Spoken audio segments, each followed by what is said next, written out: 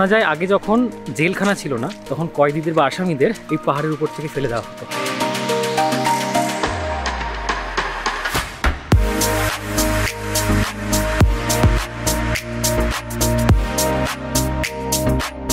সকলকে শুভ সকাল জানাচ্ছি বরন্তি থেকে। এই দরজাটা খুললে বরন্তির যে লেক, পেছনে পাহাড়, পুরোটা এখান থেকে দেখা যায়, কিন্তু এখনও কুয়াশাচ্ছন্ন, তাই তোমরা ভালো বুঝতে পারছো না। রাত্রেবেলা গাড়িগুলোকে ওইখানটা আমরা পার্ক করেছি। এখনও তো ওয়েদার ভালো হয়নি, এখান থেকে ভাবছিলাম ড্রোনটা ওড়াবো, কেমন সরাসরি বুঝতে পারছি না কারণ কুয়াশা। কিন্তু এখন আমরা কোথায় যাচ্ছি? ভিউ এনজয় করবো, চা খাবো, 3 ভাই বোনের ফটো তুলবো, রিল বানাবে, তারপর বেরিয়ে পড়বো। ও নবা, আপনি রেডি হয়ে গেছেন? এই তো রেডি হচ্ছে, আর 0.05% বাকি। নমস্কার, আমি প্রিয় অমরফল ব্লগার বাবু, সকলকে স্বাগত জানিয়ে শুরু করছি আজকের ব্লগ। এই হচ্ছে এখানকার পরিবেশ, দারুণ। এখানে সুন্দর সুন্দর এরকম বাগান মতো করা, তার মাঝখান দিয়ে রাস্তা, এরকম রাস্তায় তোমরা যেতে পারবে। কালকে রাত্রেবেলা বাইকটাতে একটা ডিস্ক লক লাগিয়েছিলাম। আর একটা জিনিস দেখিয়ে দিই, কত কিলোমিটার আমরা গাড়িটা চালিয়েছি। 283 কিলোমিটার গাড়ি চলেছে।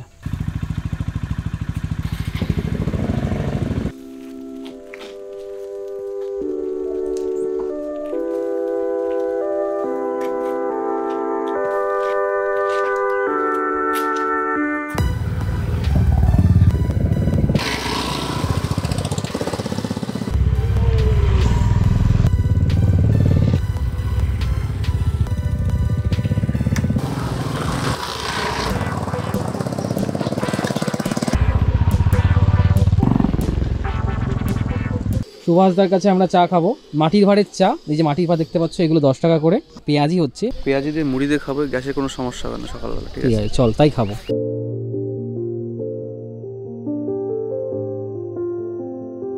সবাই নিজের মতন ভিডিও করতে ব্যস্ত। চা চলে এসছে আমাদের, একা একাই চায়ের চুমুক নেবো আর কি।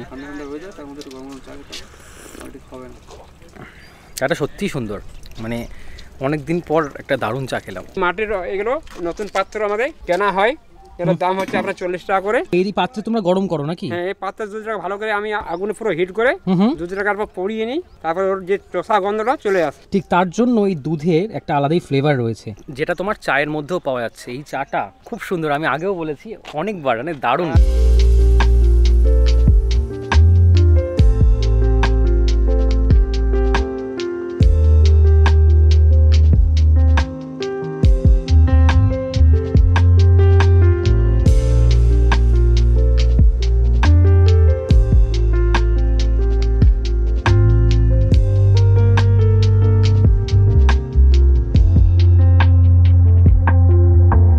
পাথরগুলো থেকে ট্রেকিং করে নেমে একদম জলের সামনে চলে এসেছি। জলটা প্রচন্ড স্বচ্ছ, দেখো মানে কি স্বচ্ছ জল, তলাটা পুরো দেখা যাচ্ছে। এই জলে কিন্তু স্থানীয়রা স্নানও করে। শুনছিলাম এই জলটা নাকি পরিশুদ্ধ করে আই হসপিটালেও পাঠানো হয়।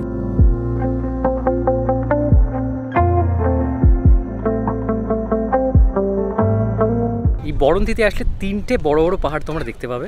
এবার প্রত্যেকটা পাহাড় একটা নাম রয়েছে, সেগুলো একটু ক্ল্যারিফাই করে দিই। এইখানে ড্যামটা, আর এইদিকে যে পাহাড়টা দেখতে পাচ্ছ এটা হচ্ছে মুরারি পাহাড়, আর মুরারি এরিয়াটাও ওই দিকেই পড়ে। আমাদের হোটেলটা হচ্ছে এই রাস্তা দিয়ে সোজা গেলে পড়বে। আর এইখানে একটা পাহাড় দেখতে পাচ্ছ হালকা আবছা, এটা হচ্ছে বরন্তি পাহাড়। এই দিকে ওটা বোঝা যাচ্ছে না, আবছা করে পিছনে একটা পাহাড় আছে, সেটা হলো ভেটি পাহাড়। এই যে লেকটা আছে, এই লেকের জলটা কিন্তু বরন্তি নদীর জলেই পুষ্ট। পেছনে যে ড্যামটাকে অনেকে অনেক রকম নামে রাখে, কেউ বলে মুরারি ড্যাম, কেউ বলে বরন্তির ড্যাম, কিন্তু ড্যামটার আসল নাম হচ্ছে রামচন্দ্রপুর ড্যাম।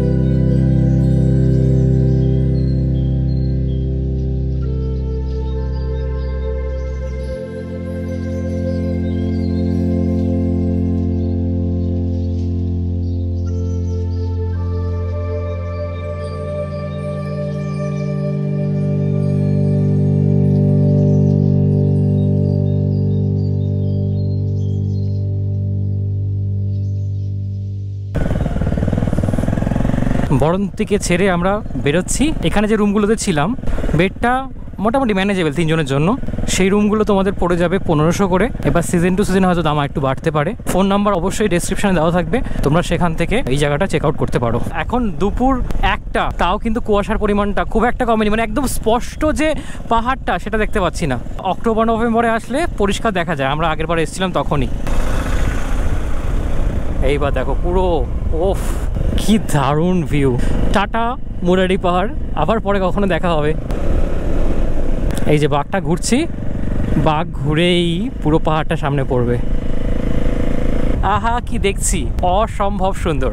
যাই বলো, এই কুয়াশার জন্য কিন্তু হালকা একটা সিনেমেটিক এফেক্টও আসে। ওই যে ভেটি পাহাড়টাকে একটু একটু দেখা যাচ্ছে, খুব আপছে, তোমরা গোপ্রোতে দেখতে পাবে না। এই যে ড্যামটার উপর দিয়ে যাচ্ছি, thanks for visiting Ramchandrapur irrigation scheme.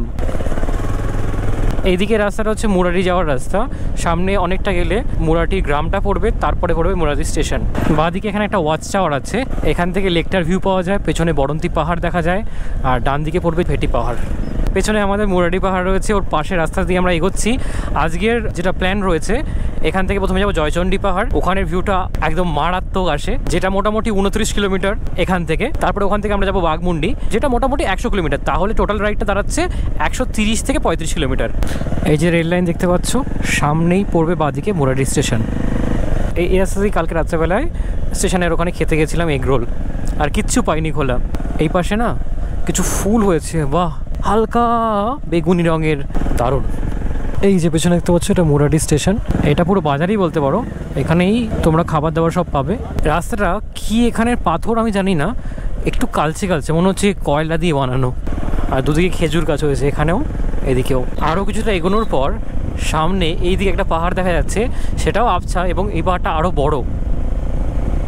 বড় রাস্তায় উঠে গেছি, সুন্দর রাস্তা।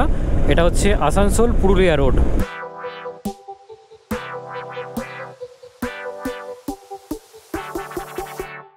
সামনে আমাদের স্বাগত জানানোর জন্য গেট করা হয়েছে, সুন্দর গাছ দিয়ে গেট।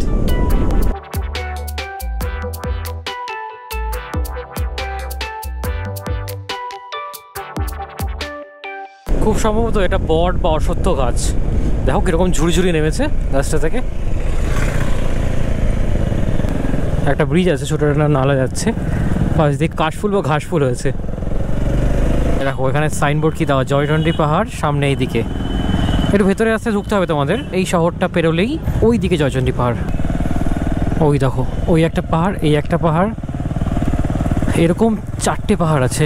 খুব সম্ভব ওটাই জয়চণ্ডী, যেটার উপরে মন্দির রয়েছে। ডান দিকে আরেকটা, আর এই দিকে আরেকটা, 4টে পাহাড়। আর এখানে প্রচুর লোক স্নান করে, প্রপার পার্কিং আছে এখানে। এদিকে পাহাড়, আর গাড়িগুলোকে আমরা এইখানটা রেখে দিয়েছি। খিদে একটু একটু পেয়ে গেছে। এই যে দোকানটা দেখতে পাচ্ছ, এই দাদার দোকানটাই আগের বার মাঝখানে ছিল, ওখান থেকে খেয়েছিলাম, এবারও এখান থেকেই খাবো। আর এই দোকানের মধ্যেই সব জিনিসপত্রগুলো রেখে দিয়েছি, ওনারা ওগুলো দেখবেন। আমরা উপরে পাহাড়টায় উঠবো, উঠে ভিডিও করে নেমে এসে খাবো। ভাই আমাদের চা বানিয়ে দিয়েছে, এইখানে আমাদের চা। ভালো করেছো। আর রাইডিং শুর পরিবর্তে সিলেবাসের এই নর্মাল শুটা পরে নিয়েছি। জয়চণ্ডী পাহাড়ে উঠতে গেলে তোমার 400টা সিঁড়ি অতিক্রম করতে হবে, তার জন্য রাইডিং বুট কমফোর্টেবল নয়। জল কিন্তু অবশ্যই নেবে, হাইড্রেশন ব্যাগও সেজন্য আমি ক্যারি করছি। আর এখানে তোমাদের 4টে পাহাড় দেখতে পাবে, প্রত্যেকটা পাহাড়ে একটা নাম রয়েছে। একদম ডান দিকের পাহাড়, ওটার নাম হচ্ছে কালা পাহাড় বা কালী পাহাড়।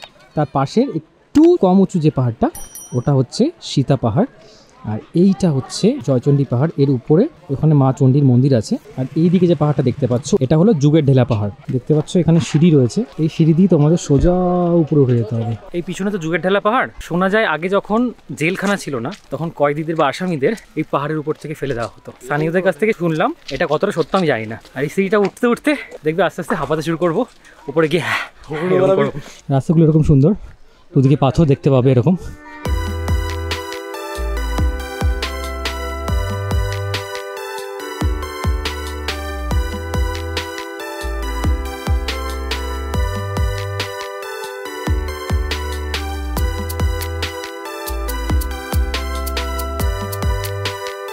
চল্লিশ গুনছেন, 240 এই পর্যন্ত, আরো উপরে 240 সিঁড়ি আমাদের উঠতে হবে। অর্ধেক হয়েছে, অর্ধেক বেশি হয়ে গেছে। 450 বেশি সিঁড়ি আছে যতদূর আমার মনে হয়। এখানে এই পাহাড়টায় এই গাছটা কীভাবে জড়িয়ে রয়েছে একটু দেখাই। দেখো নিচ থেকে পুরো শিকড় দিয়ে গাছটা এইভাবে উঠেছে, আর পুরো খাড়া নামছে সিঁড়িগুলো। কিন্তু এখানে একটা এরকম ওয়াচ টাওয়ার আছে, অনেক পুরনো একটা ওয়াচ টাওয়ার। এখান থেকে আর কয়েকটা সিঁড়ি মাত্র, যেখান দিয়ে উঠে ওইখানেই মন্দিরটা উপরে। অবশেষে উপরে উঠে এসেছি। উঠে এসে এটা তোমাদের করতে হবে, জল খেতে হবে, তারপর ভিউ। পাহাড়ের উপর আমরা উঠে গেছি, ঠিক আছে। এই হচ্ছে এখানকার চারিদিকের ভিউ। ওটা হচ্ছে কালী পাহাড়, এটা সীতা পাহাড়, এদিকে এটা যুগের ঢেলা। আমরা যেটা আছি এটা হচ্ছে জয়চন্ডী পাহাড়। এই দেখো মায়ের মন্দির, পেছনে সাদা চূড়া।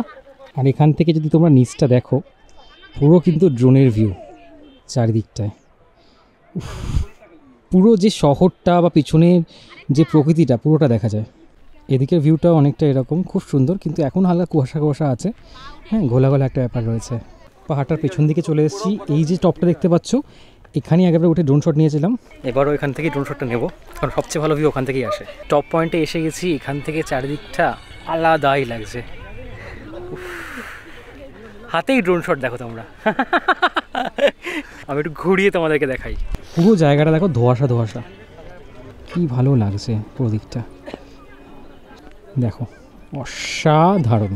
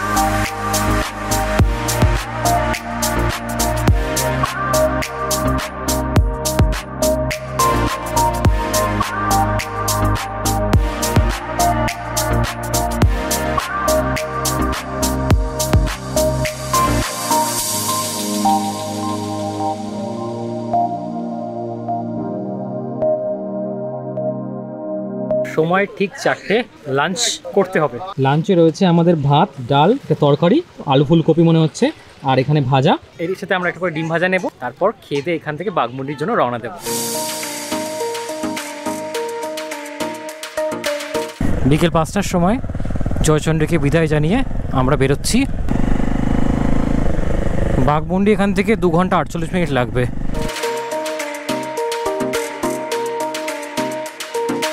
জয়চন্ডী থেকে বাঘমুন্ডি যাওয়ার রাস্তা কিন্তু এরকম অন্ধকার, কোনো স্ট্রিট লাইট থাকবে না, তো ফগ লাইট লাগাতে হবে, না হলে রাস্তা চালাতে অসুবিধা হবে।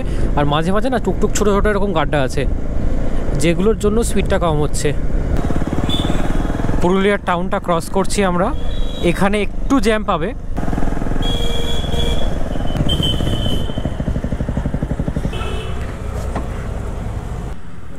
408 টাকার 3.81। একটু আমাকে স্ক্যানারটা দিন দাদা। মাইলেজ ক্যালকুলেট করলাম, আমার 42.4 মাইলেজ দিচ্ছে। রাজামশাই এখন ডায়েট করছে, তাই কম কম করে তেল খাচ্ছে। পুরুলিয়ার টাউনের পর থেকে বাঘমুন্ডি যাওয়ার এই হাইওয়েটা কিন্তু খুব সুন্দর, কোনো গাড্ডা নেই।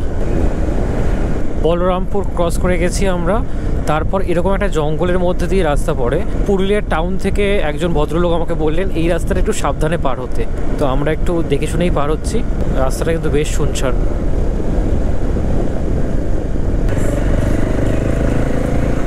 8:30টার মধ্যেই বাঘমুন্ডি ঢুকে গেছিলাম।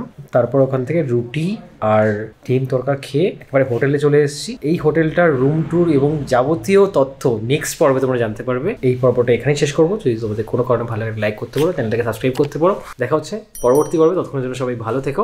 Tata tata tata.